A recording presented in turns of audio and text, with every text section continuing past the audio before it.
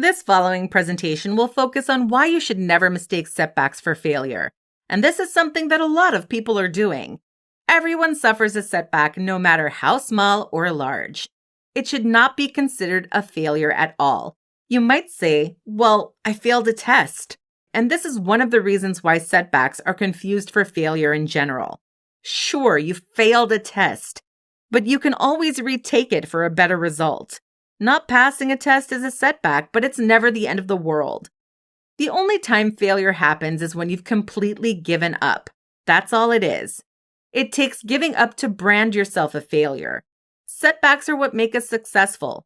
If anyone tells you that they have been successful without setbacks, that's a no-brainer example of a lie. So let's explain a few reasons why setbacks and failure are two different things. First, setbacks are a learning experience. When we suffer a loss in a contest or if we don't pass a test, we need to know where it went wrong. Somewhere in the process, we've made a mistake. If you fail a test, it could be that you didn't study at all. If you lose a game, perhaps you played against someone who had the better skill or strategy compared to you. This is one of the reasons why pro athletes study film before every game. To study their opponents, to identify their strengths and weaknesses, to prevent setbacks in the future. Find a way to fix what went wrong. Strengthen whatever weakness you might have. Second, setbacks are a great way to help us develop resilience. This will help us bounce back from adversity, and it can be a huge plus in both our professional and personal lives. Setbacks will toughen us, not weaken us. Think of resilience like a muscle. You need to strengthen it on a regular basis. It will help better equip us to handle future challenges. Going back to the pro athlete as an example. A pro athlete will get hurt to a point where they're out for weeks, months, even an entire season. Rather than give up, they will rehab and recover in an effort to re-strengthen and get back to work. They persevere through the setback and it builds up their resilience in the process. They become stronger, more capable athletes. So strengthen your resilience and you'll be able to handle future setbacks with ease.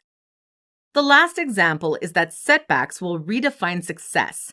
As we've mentioned before, setbacks are one of the pillars to success. Some may have less setbacks than others. But no matter how many setbacks you've suffered, success is still possible. You shouldn't rush into achieving a goal. You shouldn't get into this keeping up with the Joneses attitude because someone is somehow way ahead of you. Success should also not be narrowly defined. It should be more broad in its terms. For example, personal growth, fulfillment, and happiness should be excellent ideas for how success is defined. If you're growing little by little, that's a sign of success. If you're happy with the small wins, that's success. Get the idea? The small wins count as success, and they will snowball into something much greater.